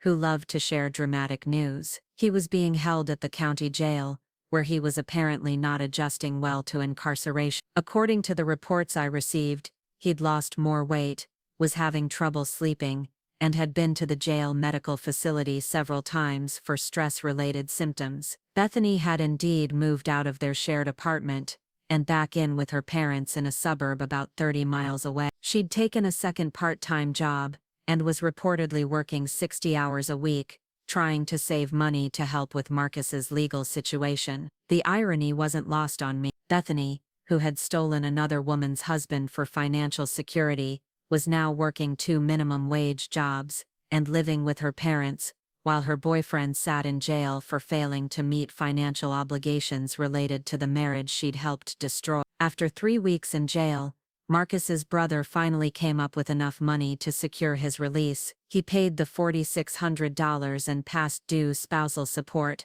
plus an additional $1,500 in court costs and penalties. Patricia called me when the payment was processed. Marcus is out of jail, but he's now $6,100 in debt to his brother, on top of his existing financial problems. What happens now? He still owes you ongoing spousal support payments. If he misses any future payments, we can file another contempt motion. And the wage garnishment order? That stays in effect. Any employment income he receives will be automatically garnished until he's current on all support obligations. Marcus was caught in a financial trap of his own making. He owed his brother money for bailing him out of jail. He owed me ongoing spousal support payments, and any job he found would be subject to wage garnishment. That would make it difficult for him to meet his basic living expenses. Meanwhile, I was thriving. My new townhouse was everything I'd wanted in a home. My job was going well with 2 major sales bonuses in the past 6 months, and my investment portfolio was performing better than expected. I'd started dating a colleague from another pharmaceutical company, someone who appreciated my intelligence and independence rather than taking it for granted. 6 months later, I ran into Bethany at a grocery store. It was the first time I'd seen her since before Christmas, and the transformation was shocking. She'd lost significant weight, her hair was shorter and less styled, and she was wearing clothes that looked like they came from discounts. She saw me at the same time I saw her, and for a moment we just stared at each other across the produce section. Finally, she approached me hesitantly. "Nancy, I know you probably don't want to talk to me, but I wanted to say I'm sorry." "Sorry for what?" "Specifically, for everything. For the affair, for lying to you, for ruining our friendship. I know I can't undo what I did, but I want you to know that I regret it." "Do you regret it because it was wrong, or because it didn't work out the way you planned?" Bethany looked uncomfortable. "Both. I never meant to hurt you, but I also never expected things to turn out like this." "How did you expect things to turn out?" "I thought Marcus and I would be happy together. I thought we'd build a good life, maybe get married, have kids. I didn't think about all the practical stuff, like money, and jobs, and dealing with the consequences of how our relationship started. And now Marcus is depressed all the time. We're both broke, and we can barely afford to keep a roof over our head. He blames me for ruining his life, and I blame him for lying about his financial situation. We fight constantly about money. I felt no satisfaction in hearing about their problems. Their relationship had been built on betrayal and fantasy, and it was collapsing under the weight of reality. But their suffering didn't erase the pain they'd caused me, or restore the friendship and marriage they'd destroyed. "I'm sorry you're having a difficult time. I said, and I meant it, but I can't help you fix problems you created. I just wanted you to know that I'm sorry, and that I know what we did was wrong. Bethany walked away, and I finished my shopping, feeling oddly empty. I'd spent months wanting Marcus and Bethany to face consequences for their betrayal, and now they were living those consequences every day. But their misery didn't make me feel vindicated or happy, it just felt sad and pointless. That evening, I called Elena to tell her about the encounter with Bethany. "How do you feel about seeing her?" Elena asked. Honestly, I felt sorry for her. She looked terrible, and she seemed genuinely remorseful. "Do you think you could ever forgive her?" I thought about the question for a long time. Maybe someday. But forgiveness doesn't mean forgetting, and it doesn't mean letting people back into your life who have proven they can't be trusted. What about Marcus? Marcus made his choices knowing exactly what the consequences could be. He's a grown man who gambled with our marriage and I don't wish him ill, but I also don't feel responsible for helping him recover from decisions he made voluntarily. You sound like you've made peace with everything. I think I have. I got justice through the legal system, I protected myself financially, and I've built a new life that's better than the one I had before. What more could I ask for? A year and a half after Christmas morning, I received the final spousal support payment from Mark. The wage garnishment had ensured that the payments came regularly, even though Marcus had struggled to find stable employment. According to the information I received through mutual friends, Marcus had eventually found a job in IT support that paid significantly less than his previous position. He and Bethany were still together, but they were living in a small apartment, driving older cars, and had given up most of the luxuries they'd enjoyed during the early days of their relationship. They'd gotten what they thought they wanted, but it had cost them everything they'd had before, plus everything they'd stolen from me. On the day I received the final support payment, I deposited the check and then deleted Marcus's contact information from my phone.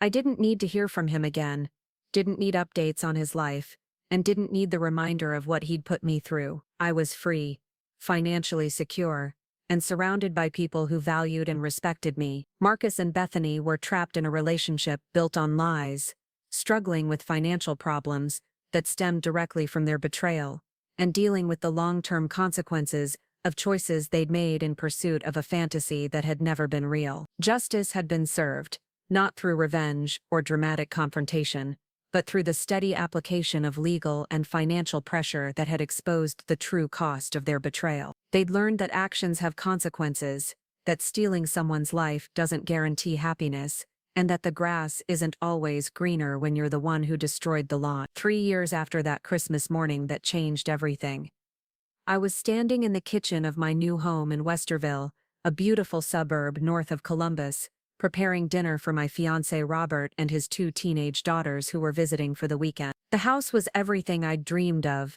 but never thought I could afford alone. 4 bedrooms, a gourmet kitchen, a backyard with mature trees, and a mortgage I could comfortably handle with my pharmaceutical sales income and investment return. Robert was a regional manager for a medical device company I'd met at a healthcare conference 8 months earlier. He was recently divorced, financially stable, emotionally mature, and most importantly, he treated me as an equal partner rather than someone whose needs came second to his convenience. His daughters, 15-year-old Emma and 17-year-old Sarah, had welcomed me into their lives with the kind of openness that only comes when children see their parent genuinely happy. I was seasoning a roast when my phone buzzed with a text from an unknown number. I almost ignored it, but something made me check the message. "Nancy, this is Marcus. I know you probably don't want to hear from me, but something happened that I thought you should know about. Can you call me when you have a chance?" I stared at the message, trying to process why Marcus would be contacting me after 3 years of silence. We'd had no communication since the final spousal support payment, and I'd assumed our lives had permanently diverged into separate paths that would never cross again. Robert walked into the kitchen and saw me holding my phone with what must have been a confused expression. "Everything okay?" he asked, wrapping his arms around me from behind. "I just got a text from my ex-husband. First time I've heard from him in 3 years. What does he want?" "I don't know. He says something happened, and he thought I should know about it. Robert kissed the top of my head. Do you want to call him back? I'm not sure. Part of me is curious, but part of me thinks I should just delete the message and move on. What does your gut tell you? That was one of the things I loved about Robert. He didn't try to make decisions for me or tell me what I should feel. He asked thoughtful questions and trusted me to make the right choice for myself. My gut says to call him back, not because I care about him personally, but because if something significant happened, I might need to know about it for legal or financial reasons. That sounds reasonable. Do you want some privacy for the call? No, you can stay. I don't have anything to hide from you. I called the number Marcus had texted from, and he answered on the second ring. Nancy, thank you for calling me back. I wasn't sure you would. What's this about, Marcus? It's about Bethany. She's in the hospital. She tried to kill herself 2 days ago. The words hit me like a physical blow. Whatever I'd been expecting Marcus to say, it wasn't that. Is she okay? She's alive, but she's in the psychiatric unit at Riverside Methodist. The doctors say she took an overdose of sleeping pills and antidepressants. If her roommate hadn't come home early from work, she probably would have died. I sat down heavily in one of my kitchen chairs. Why are you telling me this? Because she's been asking for you. She keeps saying she needs to apologize to you, that she can't get better until she makes things right with you. Marcus, I can't help her with this. I'm not her friend anymore, and I'm not her therapist. I know, and I'm not asking you to fix her problem. But she specifically asked me to contact you and tell you what happened. She said you deserved to know. There was something different about Marcus's voice. Something subdued and defeated that I'd never heard before, even during our worst fights or the divorce proceedings. How are you doing? I asked, surprising myself with the question. Marcus was quiet for a moment. Not great, honestly. Bethany and I broke up 6 months ago. The relationship never recovered from all the financial stress and legal problems. We spent 2 years blaming each other for how everything turned out, and eventually we just couldn't stand being around each other anymore. Where are you living now? I'm renting a room from a guy I work with. It's not much, but it's what I can afford. I'm still paying off the debt to my brother from when he bailed me out of jail.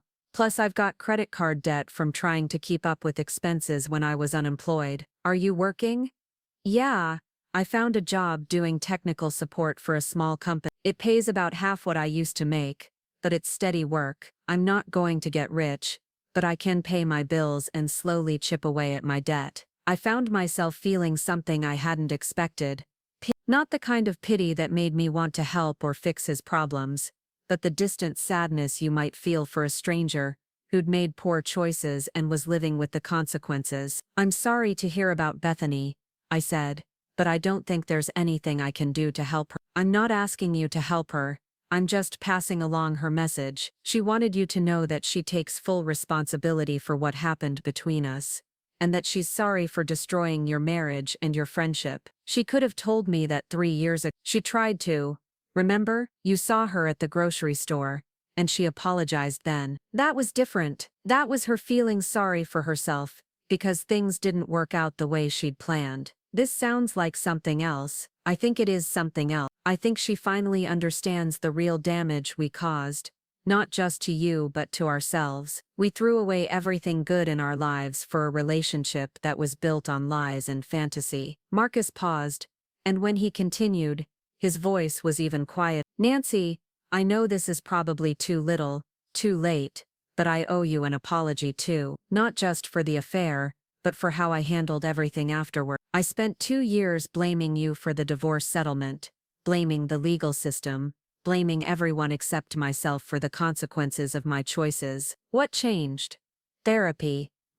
I started seeing a counselor after Bethany and I broke up, trying to figure out why I keep making destructive decisions. I've learned some uncomfortable truths about myself, such as the fact that I was never really happy in our marriage, but instead of talking to you about it or trying to fix our problems, I blamed you for not making me feel fulfilled. I convinced myself that you were the reason I wasn't happy, so I didn't have to take responsibility for my own emotional needs. This was a level of self-awareness I'd never heard from Marcus during our 12 years together. He'd always been someone who externalized blame, who found reasons why his problems were caused by other people or circumstances beyond his control. I'm glad you're getting help, I said, and I meant it. The therapist helped me understand that I didn't leave you for Bethany. I left you for the fantasy of who I thought I could be with someone else. I thought if I just changed partners, all my problems would disappear, and I'd magically become the person I wanted to be. And that didn't happen.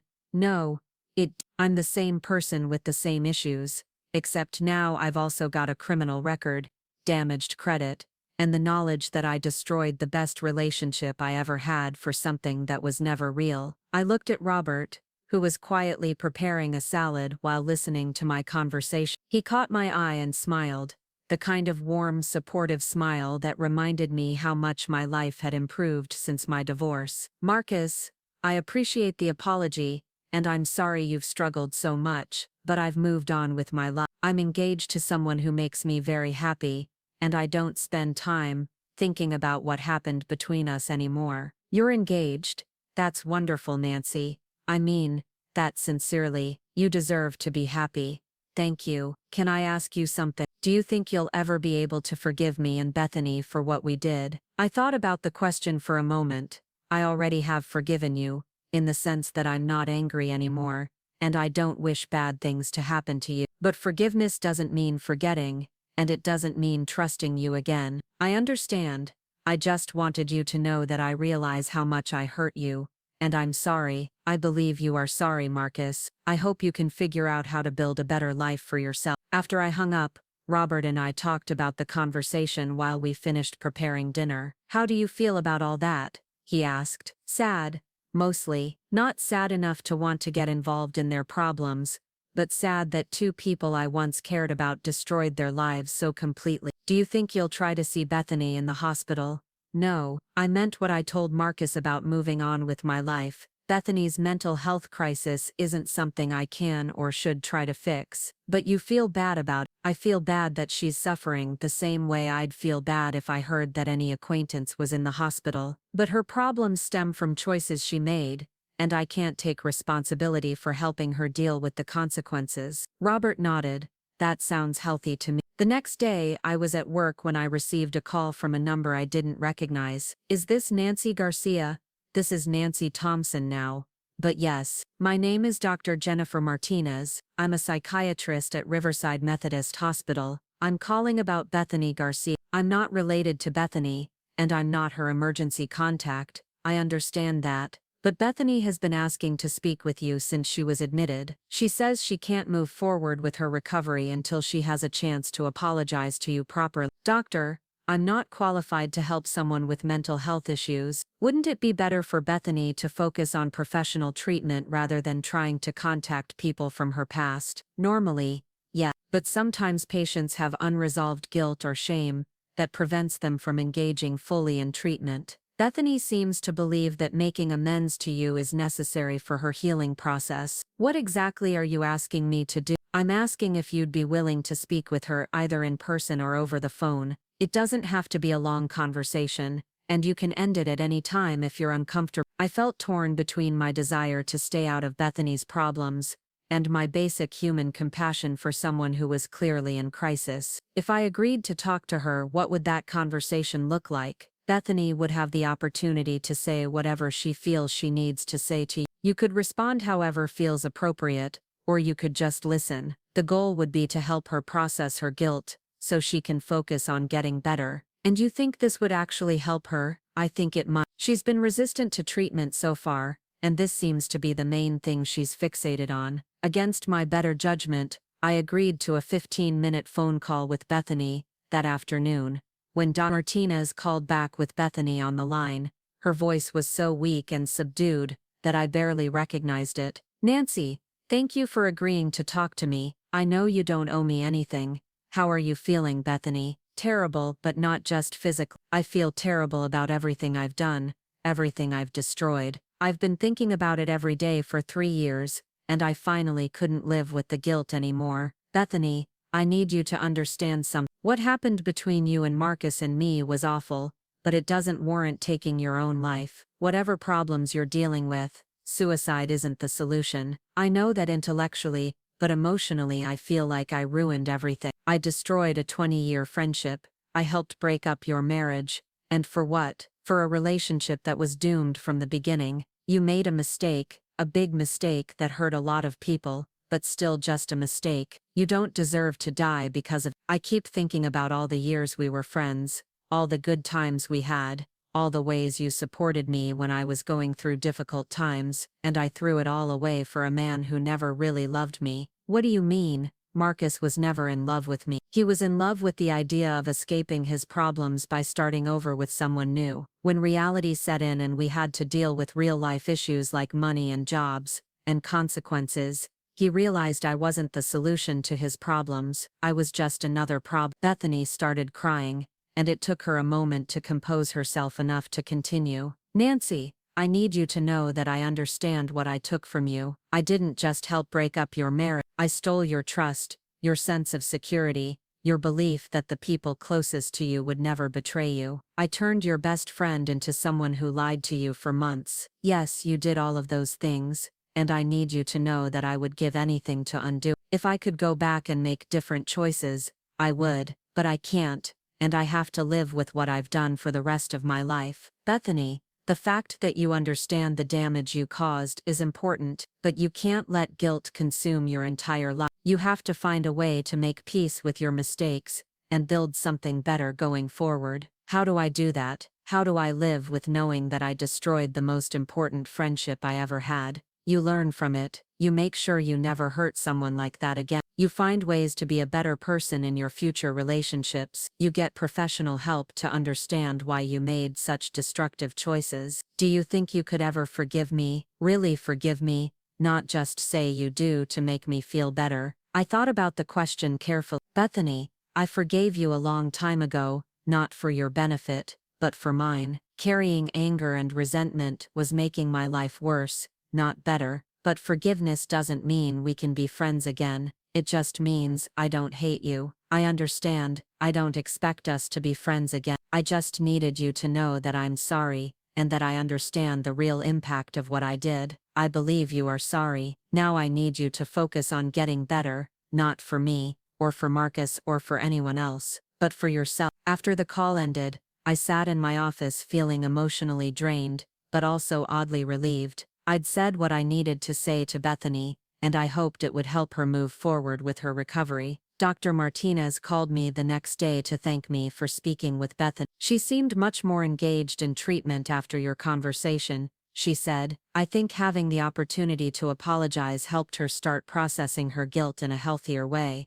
I'm glad I could help. Will she be okay? It's too early to say definitively, but she's responding well to medication and therapy. The suicide attempt was a crisis point, but it might also be the wake-up call she needed to start addressing her underlying issue. 6 months later, I received a card in the mail with a return address I didn't recognize. Inside was a note from Bethany. Nancy, I wanted to let you know that I've been out of the hospital for 4 months and I'm doing much better. I'm living with my parents again, which isn't ideal, but it's stable. I'm working full-time at a nonprofit organization, and I'm continuing therapy twice a week. I still think about what happened between us, but I'm learning to focus on making amends through my actions, rather than just feeling guilty. I hope you're happy in your new life. You deserve all the good things that come your way. With genuine remorse and best wishes, Bethany. I showed the card to Robert, who read it thoughtfully.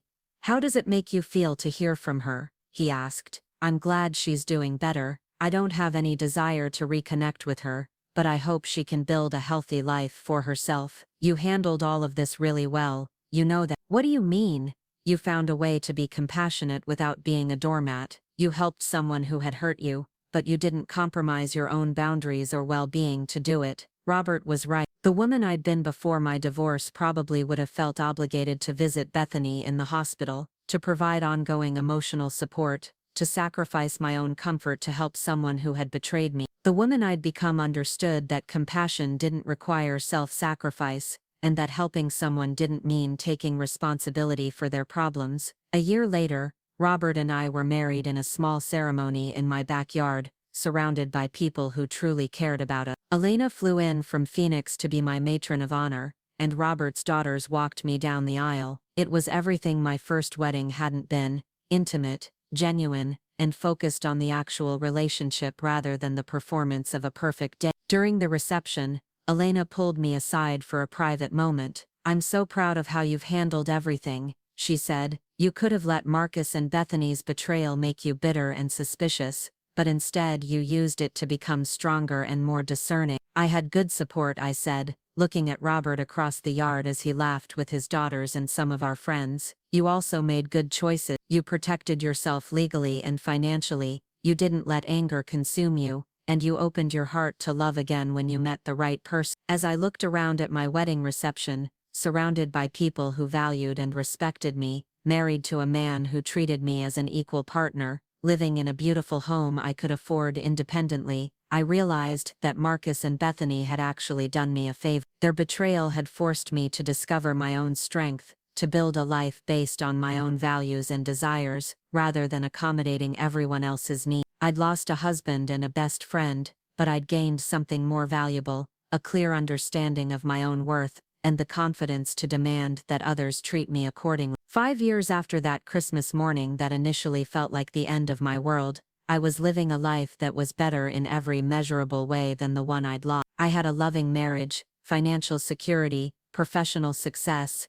and the deep satisfaction that comes from surviving betrayal and emerging stronger on the other side. Marcus and Bethany had thought they were taking something from me when they destroyed my marriage and friendship. Instead, they'd given me the greatest gift possible, the motivation to stop settling for less than I deserved, and start building the life I actually wanted. Sometimes the worst thing that happens to you turns out to be the best thing that could have happened. You just can't see it at the time. Up next, you've got 2 more standout stories right on your screen. If this one hit the mark, you won't want to pass these up. Just click and check them out.